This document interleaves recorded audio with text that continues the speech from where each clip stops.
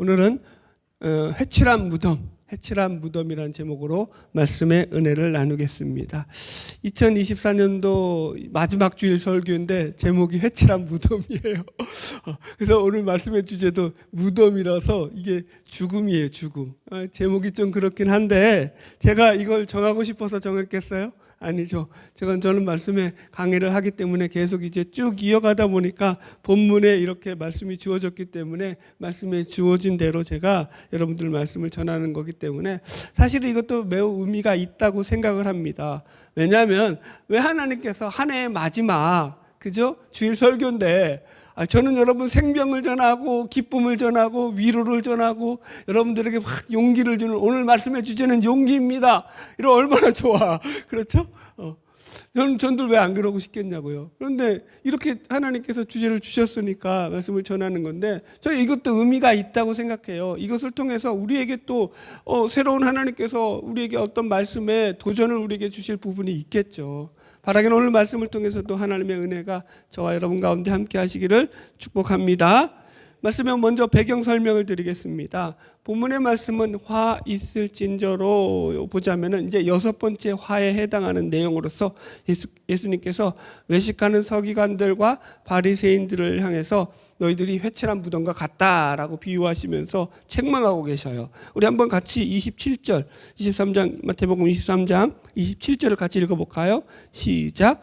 화 있을진저 외식하는 서기관들과 바리새인들이여 회칠한 무덤과 같으니 겉으로는 아름답게 보이나 그 안에는 죽은 사람의 뼈와 모든 더러운 것이 가득하도다. 아멘. 여기서 이제 회칠한 무덤이라는 것은 말 그대로 이제 무덤에 색을 칠해 놨다라는 거예요. 하얀 색을 칠해 놨다는 건데 우리나라 무덤은요, 이게 흙더미를 쌓아 올려서 분봉을 만들잖아요. 그래서 지나가다 보면 그게 다 무덤인지 누구나 봐도 알 수가 있어요. 근데 이제 이 유대인들의 무덤은 그런 무덤이 아니라 평토장이에요. 평토장. 그냥 분봉 같은 걸 안 쌓아요. 그냥 바닥에다가 이제 땅에 묻고 그냥 평지에 묻어 놓는 거예요. 그러니까 이게 구분이 안 되는 거예요. 성경에 나오는 예를 들어서 아리마대 요셉이라든가 나사로 같이 동굴 안에 무덤을 만들어서 거기다가 이제 시신을 갖다 놓는 것은요, 이건 무슨 무덤이냐면 부자들의 무덤이에요. 부자들의. 우리 시골 하면 왕릉 무덤인 거예요. 거기 돈이 있어야지 굴을 사지 아무나 사요? 평민들은 아니에요. 그러니까 평민들의 무덤은 평토장이에요. 그냥 평평한 땅에다가 그냥 묻어 놓는 거예요. 그리고 분봉도 안 세우는 거죠. 봉도 안 세우다 보니까 무덤을 보면은 사람들이 시간이 지나면 그게 평지니까 무덤인지 아닌지 모를 거 아니에요. 그래서 거기를 밟을 수가 있는 거죠. 그렇게 되면은 문제가 생기는 게 뭐냐면 성경에서 율법에서는 이 무덤이라든가 시체를 접촉하면은 부정하다라고 했거든요. 그러니까 무덤을 밟으면 돼야 안 돼요. 안 되는 거죠. 그러니까 거기 속에서 그래서 여기가 무덤입니다라는 것을 표시하는 게 회를 칠해 놓았다라는 거예요.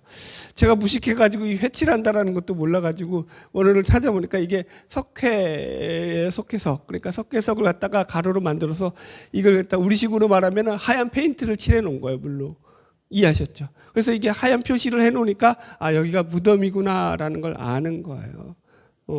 왜 이래야 되냐면은 예를 들어 가지고 이런 거예요. 그 지역에 사는 분들은 사람들은 전부 다 여기가 무덤이야, 누구 아무개 무덤이야, 오래 살았으니까 알 거 아니에요. 그러나 타지에서 지나가는 사람들은 거기가 무덤인지 아닌지 알아요, 몰라요? 모르죠. 더군다나 이제 예루살렘에 6월절 절기를 지키기 위해서 절기를 지키려고 이제 성전으로 막 이제 향해 가고 있는데 가는 도중에 무덤을 밟아버리면 어떻게 돼요? 부정하게 되는 거예요. 그럼 어떻게 되는 거예요? 부정한 자는 7일 동안에 성전에 출입할 수가 없어요. 못 들어가는 거죠. 성전에 하나님의 절기를 지키려 열심히 올라가고 있다가 무덤 한번 잘못 발라서 어떻게 되는 거예요? 돌아서야죠. 못 들어가는 거예요. 성전에 들어가지도 못하고 쫓겨나는 거죠. 부정한 자가 되었으니까. 그러니까 이런 일들이 생기지 않게 이런 일들을 미연에 방지하기 위해서 했던 것이 바로 1년에 1차씩 유대인들은 자신들의 무덤, 가족 지인들의 무덤에 회를 칠해 놨다라는 거예요. 그래서 이제 그게 회칠한 무덤의 의미입니다. 자, 그럼 여기서 이제 우리가 살펴야 할 주제가 뭐냐면 예수님께서 왜 그러면 바리새인과 서기관들을 향해서 책망하실 때 너희들이 왜 회칠한 무덤 같다라고 말씀하고 계시냐라는 거죠. 여러분, 회칠한 무덤이 뭡니까? 이건 뭐 두말할 것도 없이 바로 죽음 그 자체를 상징하는 거죠. 그래서 여기서도 본문에 보면은 그 안에는 죽은 사람의 뼈와 모든 더러운 것이 가득하도다 이렇게 예수님이 말씀하셔요.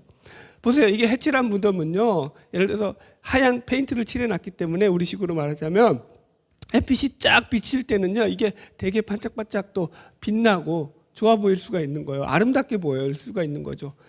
아주 좋은 날에는. 그런데 그 안에는 뭐가 있는 거예요?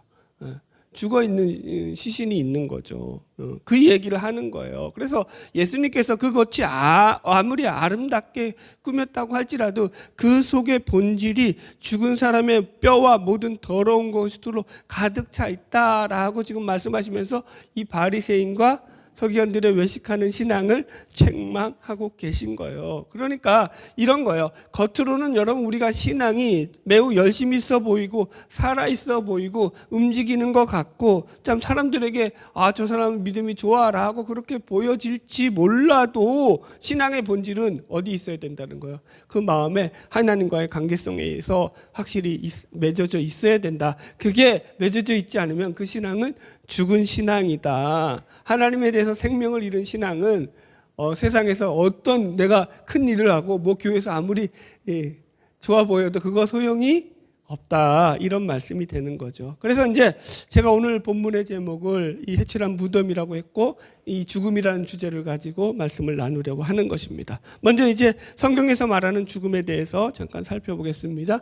이 죽음은요, 영적인 죽음이에요. 성경에서는 말하는 죽음은요. 그러니까 일단 이 성경에서 죽는다라고 말할 때는요, 물론 인간이 사람이 늙고 병들어서 죽는 육체적인 죽음도 있죠. 그러나 이런 육체적이고 생물학적 죽음을 말하는 게 아니라 성경에서는 하나님과의 단절, 이거 중요해요. 나왔죠? 뭐라고요? 하나님과의 단절로부터 생겨나는 어떤 현상을 가리켜서 영적 죽음이다라고 표현하고 있어요. 그래서 이걸 갖다가 제가 영적 죽음이라고 표현한 거예요. 물리적이고 생물학적인 죽음과 다른 죽음입니다. 그래서 지금 본문에서도 예수님께서 그 무덤 안에 대한 말씀 가운데 죽은 사람의 뼈와 더러운 것들이 가득하다고 했어요. 물론 죽은 사람의 뼈가 있는 건 당연한 거죠. 그러나 그것에 대해서 더럽다라고 표현하시는 것은요, 여기에 무슨 상징적인 의미가 있는 거죠. 그죠? 이 더럽다라는 표현은 성경에서 어떻게 쓰이냐면요, 하나님과 분리되고 하나님과 단절된 상태를 의미할 때 더럽다라고 표현해요. 이런 거죠. 하나님과 연결되어 있는 것은요, 성막이라든가 성소라든가 구약에도 보면은 이런 것들 전부 다 그 성막의 기구들까지도 다 거룩하다라고 표현해요. 이걸 왜 거룩하다고 하냐면은 하나님과 연결되어 있는 것이라서 그건 거룩하다고 표현해요. 그러나 하나님과 단절되어 있는 것 반대로 어떻게 표현한다고요? 더럽다라고 성경에서 표현을 해요. 그러니까 지금 여기서 죽었다라고 표현하는 것을 더럽다라고 말하는 것은 그것이 하나님과 단절되어 있기 때문에 그렇게 성경에서 표현하고 있다라고 여러분들이 이해를 하셔야 됩니다. 그래서 이 영적 죽음은요, 더러운 것은요, 항상 죄와 연결이 되어 있어요. 뒤에 소리 잘 들리십니까? 우리 전문가 한 분이 도와주셔가지고 아직 이름을 밝힐 수 없지만 이제 스피커가 뒤에까지 다 나와요. 잘 들리시나요? 뒤쪽에? 예, 할렐루야. 반응이 없으시네. 이거 복음인데 우리 교회로서는. 마이크 앰프 음향 시설이 훨씬 더 지금 좀 깨끗해졌어요. 감사하죠. 여튼 간에 이제 영적 죽음에 대해서 우리가 생각해 볼 텐데 이게 다 죄와 연결되어 있다라는 거예요. 죄와 연결되어. 그래서 성경에서 예를 들어 가지고 이 죽음에 대한 각 키워드로 알려져 있는 성경 구절 중에 하나가 뭐냐면 로마서 6장 23절 말씀인데요. 그게 뭐라 그러면 죄의 삭은 사망이다 이런 말씀이 나와요. 그죠? 죄의 삭이 뭐라고요? 사망이다 이런 거예요. 죄의 삭이 사망이라는 것은 그 사망이라는 것이 하나님과의 단절이라고 할 때 그것이 죄로 말미암아 생겨난 것이다. 죄가 원인이 돼서 죄가 그 죄의 결과로서 어떤 것이 이루어졌다고요? 사망이 일어났다라고 말하는 거예요. 그래서 제가 영적 죽음이라고 말할 때는요, 하나님과의 단절이다라고 여러분들에게 이렇게 풀어드리는 거예요. 한번 성경을 찾아볼까요? 이 에베소서 2장 가보세요. 여기에 보면 이게 아주 잘 표현되어 있어요. 에베소서 2장 본문 우리 말씀 접어놓고 에베소서 2장 가보세요. 에베소서 2장 1절, 제가 가진 성경으로 311페이지입니다. 에베소서 2장 1절. 에베소서 2장 1절 같이 한번 읽어볼까요? 시작. 그는 허물과 죄로 죽었던 너희를 살리셨도다. 5절도 한번 읽어봅시다. 시작. 허물로 죽은 우리를 그리스도와 함께 살리셨고. 그죠? 여기서 보면은 자꾸 뭐라고 말하냐면은 죽음을 갖다가 뭐라고 말하냐면은 허물과 죄로 죽었다라는 표현을 쓴다고요, 성경에서. 어떻게 죽었다고요? 허물과 죄로. 그러니까 이게 무슨 말이냐면은 예수님을 믿기 전에 자연인의 상태, 하나님과 단절되어서 죄에 빠진 상태를 가리킬 때 사도 바울은 그것이 죄와 허물로 죽어 있는 상태다라고 표현하다라는 거예요. 죄와 허물로 죽었다고. 죽음의 원인이 뭐라고요? 죄와 허물이다라고 이야기하는 거예요. 네. 자 보세요. 여기서 이제 죄라는 것은 우리가 잘 알고 있죠. 하마르티아라고 해가지고 하나님 관역에서 벗어나는 거예요. 관역으로부터 벗어난 거. 그러니까 하나님으로부터 벗어나 있는 게 죄예요. 하나님으로 떠나 있는 거. 그 다음에 여기서 허물이라는 것도 원어적인 게 뭐냐면은 하나님으로부터 분리돼 떨어져 나간 상태를 말하는 거야. 네. 몸으로부터 떨어져 나가다가 여기서 이 원어적인 의미예요. 허물에. 그러니까 누구로부터? 하나님으로부터 떨어져 나간 거. 그러니까 전부 다 성경은 말할 때 죄라든가 허물이라든가 더러운 것을 다 하나님으로부터 분리되어져서 하나님과 관계 맺지 않고 하나님으로부터 떨어져 나가 있는 상태다라고 성경은 우리에게 얘기하는 거예요. 제가 왜 여러분들 죄는 자기중심성이다 애우셨죠? 왜 죄는 자기중심성이다 그렇게 목 넣어 외치는가 하면은 여러분들이 하나님과 분리되잖아요. 하나님을 생각하지 않잖아요. 하나님과 관계를 맺지 않으면 그 자기중심성에 빠져서 자기를 위하는 생각, 자기의 유익만을 구하는 그런 어리석은 생각 가운데 빠져서 살 수밖에 없기 때문인 거예요. 성경은 그걸 죄라고 이야기하는 거죠. 그래서 모든 인간은 다 죄인이에요. 여러분들 성경이 지적하는 것은요, 모든 인간은 하나도 예외가 없이 허물과 죄로 죽었다라는 거예요. 기분 나쁘신가요? 이게 예수 그리스도를 만나기 전에, 예수 그리스도를 믿기 전에 모든 자연인의 상태, 인간의 상태라는 거예요. 모든 사람이 죄를 범하였음에 하나님의 영광에 이르지 못했다라고 성경은 증거하고 있죠. 예를 들어가지고 철학적 용어로 교육학에서 존 루스가 타블라 라사라는 말을 했어요. 타블라 라사를 아시나요? 예, 그게 뭐냐면 인간은 백지다라는 거예요. 그러니까 인간은 중간 상태라는 거예요. 하얀 백지에다가 어떤 그림을 그리느냐에 따라서 그 그림이 그 백지가 정해지는 것처럼 인간은 백지 상태의 중간 상태인데 여기다가 이 안에서 우리가 선을 받아들여서 선을 행하면 그 사람은 천국에 가게 되는 거고 그 안에 악을 받아들여서 악하게 살면 되면은 그 사람은 지옥에 가는 거다. 공감하죠, 여러분들? 모든 자연인들이 그렇게 생각한다라는 거예요. 그런데 성경은 그게 아니라는 거예요. 모든 인간은 죄인이라는 거예요. 여러분, 그러니까 성경은 인간이 중간적인 존재로 태어나지 않았다라는 거예요. 인간은 기본값, 디폴트가 내가 인간이다라고 하면 그 인간의 기본값, 디폴트가 뭐라고요? 죄인이라는 거예요, 죄인. 이걸 잘 기억하셔야 돼요. 그래서 여러분 기독교를 믿는 게 쉽지 않아요. 기독교를 믿었다고 할지라도 나는 교인이다고 하는데도 여전히 자기가 죄인됨을 못 깨달으잖아요. 그러면 그 사람은 사실은 예수를 믿는 게 아니에요. 자기중심성에 빠져서 열심히 예수를 믿는데 그 사람의 그 자기중심성이 너무 잘 보이는 그런 존재들 있잖아요. 예수를 믿어도 예를 들어서 목사들 중에서도 그러면 그거는 예수를 믿는 게 아니에요. 죄송하지만 누구를 욕하고 싶은 건 아닌데 여러분들. 그래서 인간은 태어날 때부터 죄와 사망의 노예로 태어났기 때문에 어떤 인간도 스스로의 어떤 도덕적이거나 윤리적이거나 선한 자신의 어떤 행위를 통해서 하나님으로부터 그 의로움을 인정받을 인간이 있다 없다? 없다. 여러분들. 자, 두 번째 제 증상들에 대해서 좀 얘기해 드리겠습니다. 여러분, 그래서 영적 죽음은요, 그냥 그 죽음으로 끝나는 것이 아니라 그 죽음 가운데 그런 증상들이 있어요. 그 죽어 있는 증상들이 나타나요. 예를 들어서 우리가 감기에 걸리잖아요. 그럼 어떻게 되죠? 감기가 걸린 증상들이 나타나잖아요. 몸에 열이 나고 기침이 나고 그죠? 소화가 안 되고 이런 일들이 발생하거든요. 몸살이 오잖아요. 똑같아요.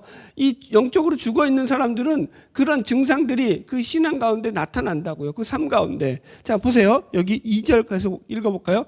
에베소서 2장 1절 2절 계속 읽읍시다. 시작. 그는 허물과 죄로 죽었던 너희를 살리셨도다. 그때 너희는 그 가운데서 행하여 이 세상 풍조를 따르고, 첫 번째 여기서 보면 이 세상의 풍조를 따랐다라는 거예요. 이게 영적으로 죽어 있는 자들의 가장 이 죽음의 형상들이죠. 증상들이라는 거예요. 여러분, 이 세상 풍조를 따른다라는 것은요, 이런 거예요. 제가 예전에도 말씀드렸지만 이 세상이라는 것은요, 그냥 사람들이 살아가는 보편적인 인류를 가리키는 세상이 아니라 하나님을 대적하는 세력으로서의 세상을 말한다고 했죠. 여기서 세상은. 그래서 하나님을 대적하는 세상으로서의 세력으로서의 세상과 그 풍조라는 것도 마찬가지예요. 그런 정신을 가지고 살아가는 시대 정신을 가리키는 거예요. 시대 정신. 이게 하나님을 죽어 있는 자들의 영적인 증상들이라는 거야. 영적으로 죽어 있는 자들. 예를 들어 드릴게요. 예를 들어서 올해 4월이죠. 저기 미국 UMC, UMC라고 하죠. 연합감리교회. 미국에서 가장 큰 교단 중에 하나죠. 이 연합감리교회에서 어떤 결정을 했느냐면은 동성애자들의 결혼을 합법화하는 법을 정했어요. 그게 교리가 되어버렸어요. 교리. 감리교 UMC의 교리예요. 그게. 그래서 동성애자들의 결혼을 합법화하고, 그 다음에 그래서 동성애를 반대하는 목사들이 그렇게 설교를 하잖아요. 그러면 어떻게 될까요? 교리에 이제 교리로 정했으니까 교리적으로 틀린 거 아니에요. 그럼 어떻게 할 수 있어요? 법적으로. 감리교 교리에 의거해서 그 목사를 제명시킬 수 있는 거예요. 그래서 지금 많은 사람들이 그 UMC로부터 대부분 한국교회 목사님들이죠. 제명되고 따로 나와서 지금 이제 다른 지금 교단을 만들고 계신다는 얘기를 들었어요. 여러분들, 자 보세요. 왜 그러면 이 UMC에서 이런 일이 발생할까요? 감리교회인데, 미국 연합 감리교회인데 왜 감리교회 또 왜 감리교 먹칠을 하고 왜 이런 일이 일어나냐면은, 자 보세요. 이게 어떻게 된 거냐면은 차별금지법이라고 하는 세상의 법이 통과됐잖아요. 이 법이 통과되고 난 뒤에 동성애에 대해서 이건 죄가 아니야. 이건 단지 사람의 각각의 성적인 지향점이 다를 것뿐이야. 이거는 아주 정상적인 거야. 라고 사람들이 그렇게 사상적으로, 그죠? 정의를 내렸단 말이에요. 그러고 나니까 이런 시대 풍조의 시녀로서 교회가 따라가는 거죠. 이 법에 따라서 교회에서도 동성애는 괜찮아라고 성경에서 뭐라고 말하고 있는데, 죄라고 말하고 있는데요. 이게 바로 시대 풍조에 따라가는 거죠. 하나만 더 예를 들게요. 여러분, 교회에서 오늘날 제일 많이 선포되어지고 전해지는 목사들의 설교의 주제 중에 하나가 뭐죠? 성공과 번역이에요. 성공과 번역. 그런 설교를 대표적으로 하는 교회가 어디냐면 미국의 조엘 오스틴 목사가 목회하고 있는 레이크우드 교회예요. 그건 미국에서도 세 번째로 큰 교회라고 하더라고요. 어마어마한 대형 교회죠, 여러분들. 그 사람이 쓴 사람의 긍정의 힘이죠, 긍정의 힘. 이 책은 뭐 엄청난 베스트셀러가 됐고, 여러분들도 안 읽어본 사람이 없죠. 읽을 때 다 좋았죠? 맞아. 여러분, 자 보세요. 그럼 왜 목사들이 이런 설교를 하냐라는 거예요. 왜 사람들이 그런 설교를 하냐? 왜 그 목사들이 그런 설교를 하냐면 사람들이 그런 설교를 듣기에 좋아하기 때문에. 여러분, 시장 법칙이에요. 수요와 공급의 법칙이에요. 여러분, 그것을 원하는 사람들이 있는 거예요. 그러니까 그 원하는 사람들에 맞춰서 이 목사들 가운데서도 공급자가 나오는 거죠. 거기에 맞춰서.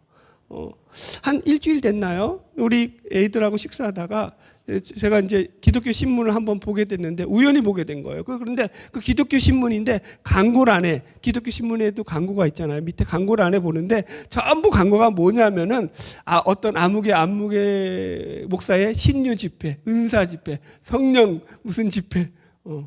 그래가지고 타이틀이 다 뭔지 아세요? 모든 병을 다 고칩니다. 모든 문제를 다 해결합니다. 이게 타이틀이에요. 근데 이런 광고가 한두 개였으면 제가 이해했을 거예요. 그런데 그 기독교 신문을 다 도배하고 있는, 진짜 기독교 신문이 그냥 모든 교인들이 볼 수 있는 그런 평범한 기독교 신문인데, 그 기독교 신문을 다 도배하고 있는 광고가 그런 광고들로 가득 차 있더라는 거예요. 제가 깜짝 놀랐죠. 여러분들. 여러분, 이게 기독교 신문이 맞나요? 이게 세상의 풍조 아닌가요?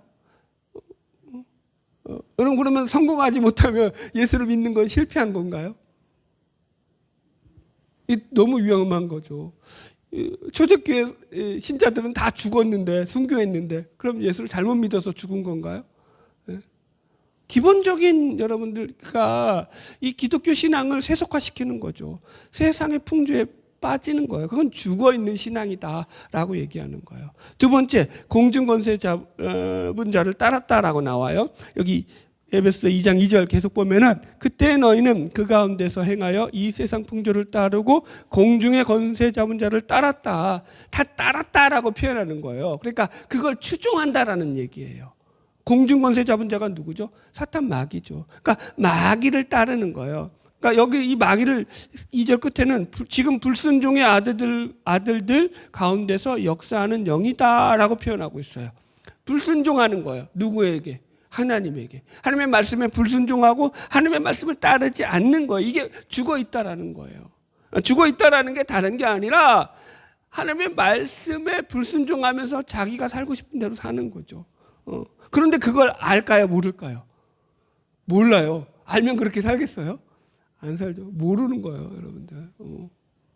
이런 거예요, 여러분들. 이거 비유가 좀 저급하긴 한데 내가 지금 이 회사에 투자하면 이 회사가 망해가. 그래서 여기다 지금 어떤 주식에 투자를 하면 망할 걸 알아.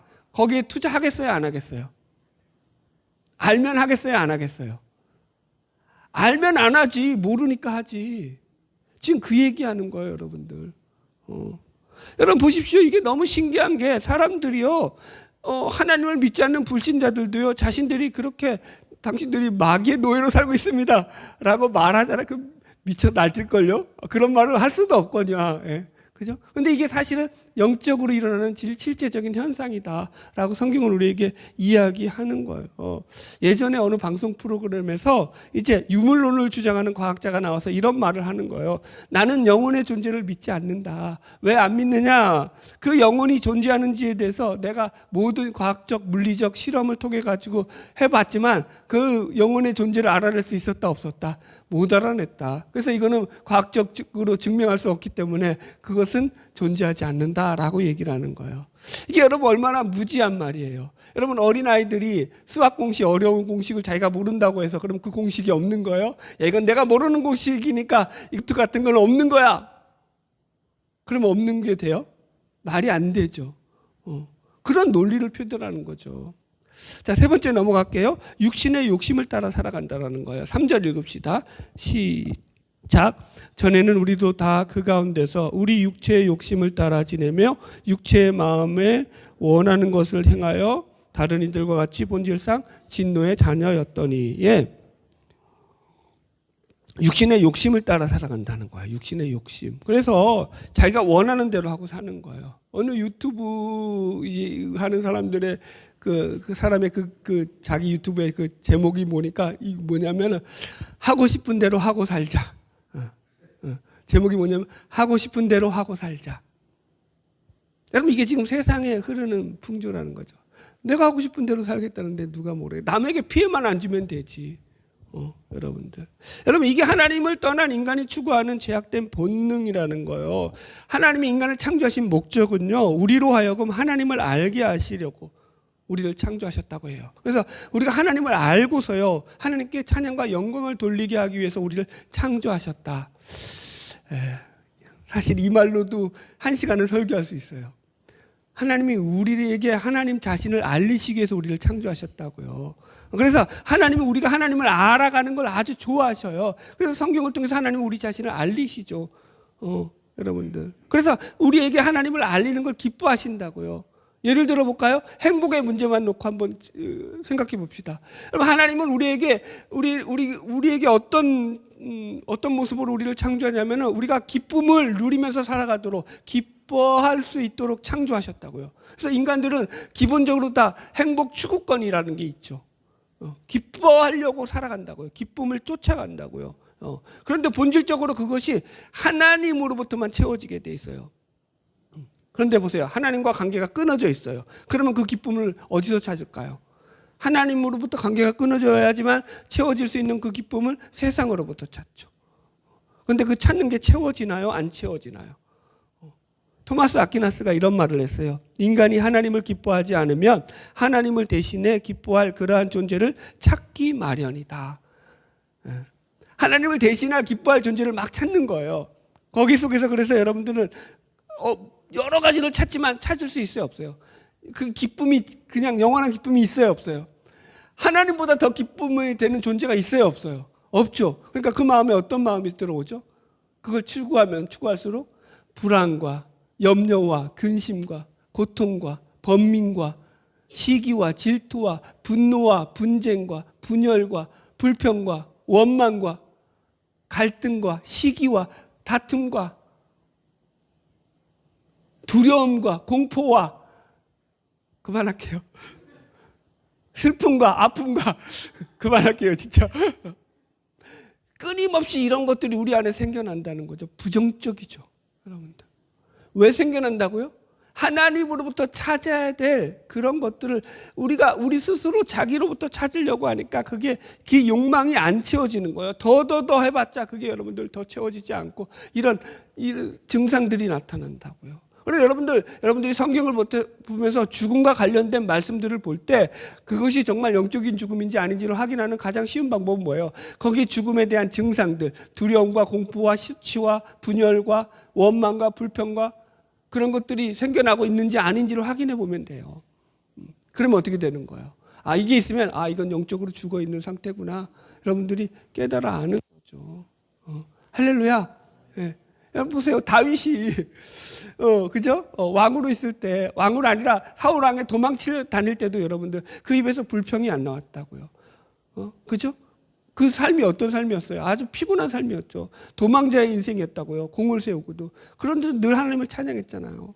그런데 여러분들 왕이 되고 좀 누리면서 여러분 그 마음 가운데 바세바를 범할 때 그의 마음 상태를 보세요. 어떤 마음 상태였는지. 하나님을 놓고 있었죠. 그런데 놓고 있는 걸 자기가 알았어요, 몰랐어요? 몰랐다고요. 그러니까 뭘 쫓았다고요? 색을 쫓았다고요. 자, 성경에 증거하고 있는 이 죽음의 예시들을 간단히 좀 살펴드릴게요. 아담과 하와의 예시를 우리가 살펴봅시다. 창세기 2장 16절로 17절인데요. 찾죠? 한번 읽어보세요. 창세기 2장 16절로 17절. 이런 설교도 들을 때가 있어야 돼요, 여러분들. 우리 교회 너무 따뜻해. 졸잖아. 좀 줄여야 돼. 좀 으실으실 떨려야지 정신 차리고 설교를 듣는데. 자, 창세기 2장 16절 17절 같이 읽어봅시다. 창세기 2장이니까 10조 읽을게요. 시작. 여호와 하나님이 그 사람에게 명하여 이르시되 동산 각종 나무의 열매는 내가 임의로 먹되 선악을 알게 하는 나무의 열매는 먹지 말라. 내가 먹는 날에는 반드시 죽으리라 하시니라. 아멘. 이게 하나님께서 이 성경에서 죽음에 대해서 제일 처음으로 언급한 표현이에요. 너희들 선악과 따먹지 말아라. 그것을 먹는 날에는 너가 어떻게 한다고요? 반드시 죽을 거야. 반드시 죽으리라 라고 말씀하셨어요. 그러니까 이것은 단순히 육체적인 죽음만을 의미하는 게 아니라 하나님과의 단절을 의미하는 거예요. 불순종으로 말미암아 생겨난 영적 죽음을 하나님께서 참 말씀하신 거죠. 자, 그런데 마귀가 이거에 대해서 어떻게 말하는지 보세요. 창세기 3장 4절 시작. 뱀이 여자에게 이르되 너희가 결코 죽지 아니하니라. 하나님은 어떻게 된다고 했어요? 반드시 죽으리라. 마귀는 결코 죽지 아니하리라. 정면으로 하나님의 말씀을 대적하고 있다고요. 여러분들. 이거예요, 여러분들. 이게 바로 죽음이라고요. 하나님과 단절되는 거죠.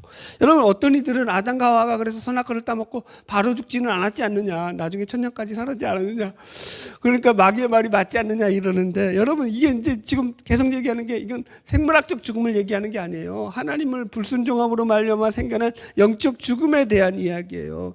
선악과를 따먹고 나서 그래서 이들이 했던 행동을 보면은 그 증상들이, 죽음에 대한 증상들이 나오잖아요. 여기 3장 8절 9절 보세요. 시작. 그들이 그날 바람이 불 때 동산에 거니시는 여호와 하나님의 소리를 듣고 아담과 그의 아내가 여호와 하나님의 낯을 피하여 하나님을 피했다고요. 동산 나무 사이에 숨었다. 그리고 9절 여호와 하나님이 아담에게 부르시며 그에게 이르되 내가 어디 있느냐. 10절 이르되 내가 동산에서 하나님의 소리를 듣고 내가 벗었으므로 두려워하여 숨었느니라. 예, 두려워했다, 수치스러워했다 라고 표현하고 있어요. 이건 무슨 증상이라고요? 하나님과 단절된 자들이 느끼는 그런 죽음에 대한 증상들로서 나타나는 현상이 바로 수치와 두려움 중 여러 가지 증상이 있지만 분명하죠, 여러분들. 하나만 더 얘기할게요. 출애굽한 후에 멸망당한 자들에 대한 성경의 기록이에요. 여러분 유다서 1장 5절에 보면 이렇게 말씀하고 있어요. 너희가 본래 모든 사실을 알고 있으나 내가 너희로 다시 생각나게 하고자 하노라. 주께서 백성을 애굽에서 구원하여 내시고 난 후에 믿지 아니하는 자들을 멸하셨으며 라고 말하고 있어요. 출애굽하고 난 뒤에 이스라엘 백성들 애굽에서부터 건져내서 구원하셨는데도 불구하고 그 애굽 출애굽한 자들 가운데서도 믿지 않음으로 멸망당한 자들이 있다라고 얘기한다고요. 여기서 멸하다라는 말이 무슨 표현이냐면 원어적으로 보면은 악인과 운명을 같이 하다 영생을 잃어버리다 이런 뜻이에요. 그러니까 영원한 죽음을 얘기하는 거예요. 영적 죽음을 여러분들. 그러니까 자, 이 부분을 확인시켜 드릴게요. 성경을 보면요. 자, 하나님께서 오늘 자꾸 예수님이 나오죠. 다음 주가 예수님인데. 처음에 이스라엘 백성들이 홍해를 건너고 난 뒤에 마라의 쓴물을 만나잖아요. 그리고 그들이 거기서 하나님 앞에 불평을 하죠. 그죠? 이 쓴물이 뭐냐 그러면서 그때 하나님께서 이 불평을 했으니까 이게 죽음의 증상이잖아요. 그들을 바로 치셨어야 되잖아요. 안 치셔요. 오히려 모세에게 어떻게 말하냐면 야 모세야 빨리 나뭇가지 갖고 와가지고 그 물에 던져라. 그러면 그 물에 단물이 날 거야. 그래서 단물로 만들어 주셔서 그들에게 물을 마시게 해요. 또 바로 얼마 지나지 않아서 광야 가운데서 이제 먹을 것이 없어가지고 하나님께 또 불평을 해요. 죽음의 증상들이죠. 그런데 하나님이 그때서도 하나님이 그들을 징계하지 않으셔요. 어떻게 하시냐면 바로 야 모세야 내가 저들의 음성을 들었다. 저들에게 먹을 것을 줄 것이다 하면서 그 다음날 뭐 하죠? 만나와 메추라기를 내려주신다고요. 먹을 것을 채워줘. 르비딤에서도 마찬가지예요. 물이 없어서 원망할 때 하나님이 그들의 초창기에 때는 그들의 원망과 불평을 다 들으시고 그들의 소원을 들어주셔요. 심판을 안 하셔요. 그럼 언제부터 출애굽기에서 심판이 등장하죠? 율법을 주시고 난 뒤부터. 시내산에서부터. 시내산에 가서 이제 모세가 십계명을 포함한 율법을 받고 있을 때 거기 속에서 이제 이스라엘 백성들이 금송아지를 만들어서 우상을 섬기고 막 축제를 벌이니까 그때 하나님이 모세 얼른 내려가 봐라 해가지고 내려가서 여튼 간에 잘 마무리됐죠. 그리고 그게 끝나는 게 아니에요. 하나님께서 그들의 죄를 물으셔요. 그때부터. 그래가지고 3,000명 가량이 거기서 죽어요. 우상 숭배를 주도했던 인물들. 자 보세요. 그러면은 차이가 있다고요. 왜 그전에도 똑같이 불평했는데 하나님이 지금에 와서 심판하시냐고요. 자, 하나만 더 예를 들을게요. 기브로 탔다라고 민수기에 보면은요, 탐욕의 무덤이라는 뜻이에요. 이때도 똑같이 초창기 이때와 같이 이스라엘 백성들이 하나님 앞에 먹을 것 가지고 불평했다고요. 그러면 그 불평했을 때 하나님이 초창기에 용서해 주셨잖아요. 용납해 주셨단 말이에요. 그러면 여기서도 용납해 주셔야 되는 거 아니에요? 근데 여기서는 안 그렇게 하셔요. 어떻게 하시냐면은 그들의 고기가 먹을 때 고기가 이 사이에 끼었을 때 하나님께서 그들에게 재앙을 내리신지라 이렇게 나와요. 많은 사람이 죽임을 당해요. 뭔 차이냐라는 거예요. 뭔 차이. 그래서 이걸 기준으로 보면은 율법이 주어지고 난 전후거든요. 그래서 어떤 신학자들은 그것이 율법을 기준으로 했기 때문에 이제는 그들을 심판할 명분이 생겼기 때문에 하나님이 그 율법을 가지고 그들을 심판한 것이다 라고 이야기를 해요. 이것도 반은 맞아요. 그러나 제가 해석할 때 그것이 100% 맞는 답은 아니에요. 왜 하나님이 그렇게 하시느냐? 그것은 하나님이 이제 그들에게 하나님을 알리셔서 하나님을 충분히 알 만큼 그들에게 하나님 자신을 드러내셨기 때문인 거예요. 앞에서는 아직까지 하나님을 잘 모르는 거예요. 완전히 모르는 거예요. 그래서 하나님을 알리시는 거예요. 계속 알리시는 거예요. 성경이 그 얘기하는 거 아니에요? 하나님을 알리시는 거예요. 우리에게. 하나님은 우리에게 하나님을 알리시기를 기뻐하셔요. 그렇다고 이상하게 아는 거 말고. 여튼 요즘 하도 문제가 많아서. 여튼 그렇게 알리셨단 말이에요. 그래서 이제는 그들이 눈으로 보아도 말로만 들어도 알 만큼 하나님에 대해서 알았단 말이에요. 수많은 기적과 역사를 체험했단 말이에요. 매일매일 만나가 새벽마다 내려왔다고요. 구할 수 있어요? 없어요? 없잖아요. 그런데 그들이 그렇게 하나님을 알고도 하나님을 믿지 않았다고요. 하나님에 대해서 불평했다고요. 그러니까 그때부터는 진짜로 뭐가 오는 거예요? 진짜 단절이 오는 거예요. 진짜 죽음이 오는 거예요. 그걸 갖다 영적 죽음이라고 성경은 말하더라는 것입니다. 죽음의 결과예요. 히브리서 9장 27절. 한 번 죽는 것은 정하신 것이요 그 후에는 심판이 있다. 그래서 성경은 그 심판의 결과로 주어지는 둘째 사망, 곧 영원한 지옥 불못에 던져지게 된다라고 설명하고 있습니다. 이것이 사실은 진정한 영적 죽음이에요. 읽어드릴게요. 요한계시록 21장 8절. 그러나 두려워하는 자들과 믿지 않은 자들과 흉악한 자들과 살인자들과 음행하는 자들과 점술가들과 우상 숭배자들과 거짓말하는 모든 자들. 자, 이런 자들이 뭐라고요? 하나님과 단절되어서 영적 죽음 가운데 거해 있는 자들의 증상으로 나타나는 그런 자들이라는 거예요. 그런 자들은 불과 유황으로 타는 못에 던져지리니 이것이 둘째 사망이라. 여러분들. 그러니까 성경에서 말하는 죽음은 그저 단순한 육체가 한번 죽는 것으로 끝나고 말 문제가 아니라 하나님의 영원한 심판과 저주 아래에서 영원토록 고통받는 삶을 살아가게 될 것이다 라고 분명하게 말씀하고 있어요. 결론의 말씀입니다. 오늘 우리는 해칠한 무덤이라는 제목으로 영적 죽음이 무엇인지에 대해서 말씀을 나누었습니다. 지금 예수님께서는 외식하는 서기관들과 바리새인들을 향해서 너희들의 영적 상태가 바로 이런 상태다라고 지적하고 계신 거예요. 겉으로 사람들에게 아무리 그 보기에 좋아 보이는 그런 신앙의 모습을 보이고 어떻게 대단해 보이는 그런 신앙생활을 할지라도 그 마음 중심 가운데서 하나님과 관계 맺지 않은 단절된 삶을 살아간다면 더 쉽게 표현할까요? 제가 여러분들에게 이렇게 우리 목사님 말씀 잘 전해. 하여튼 우리 목사님 믿음이 되게 좋은 것 같다. 막 이렇게 좀 그렇게 좀 보세요, 좀, 여러분들. 그렇게 보일지 몰라도, 그렇게 설교할지 몰라도, 내가 내 마음 중심에서 하나님보다 내 어떤 그 행복과 내 어떤 유익을 구하는 것으로 하나님을 이용해 먹고 있다면, 내 성공을 이용하는 존재로 하나님을 대하고 있다면 그것은 바로 영적으로 죽어있는 신앙이라고요. 그 하나님과의 관계의 문제라고요. 사람들에게 어떻게 보이느냐는 사실은 사람들에게도 잘 보여야 되죠. 잘 보여야 되는데 그게 먼저가 아니라고요. 하나님과의 관계가 먼저라고요. 잊지 마시라고요. 할렐루야. 예. 제가 이제 지난주에 저희 친구 아버지가 돌아가셔가지고 논산까지 다녀왔어요. 그래서 이제 장례식에 참석하고 왔는데, 이 아버님이 목사님이셨어요. 그래서 이제 마침 도착했는데 예배를 드리고 있는 거예요. 그런데 예배 가운데 이제 너무 은혜로운 게 뭐냐면, 제게 딱 마음에 와닿는 게 이제 그 장례 찬송이 너무 마음에 와닿았어요.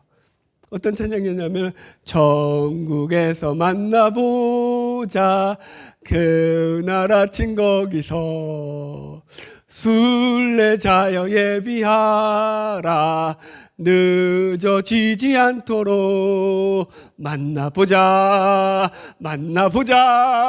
여기까지 합시다. 그 찬양이 너무 제기에 너무 참 은혜가 되는 거죠. 그래서 우리 같이 불러야겠다 생각을 했어요. 여러분, 우리는 이 땅이 다가 아닌 존재들이에요. 여러분, 제가 얘기하잖아요. 하루가 영원이라고요. 하루가 영원이에요. 오늘 하루를 영원으로 사세요. 그냥 하루 그냥 내가 이거 어떻게 시간 때우듯이 이 고통스러운 삶을 그냥 때우고 마는 그런 삶이 아니라 내 하루가 영원같이 사는 거예요. 하나님과 관계되어서 영원하신 그분과 연결된 기쁘고 복을 누리는 삶을 사는 거죠. 내가 여전히 힘들잖아요. 괴롭잖아요. 그런데 그게 영원에 비하면 아무것도 아닌 거죠. 넉넉히 이길 힘을 그분이 주시기 때문인 거죠. 바라기는 이 은혜가 저와 여러분 가운데 있기를 소망합니다. 같이 찬양합시다.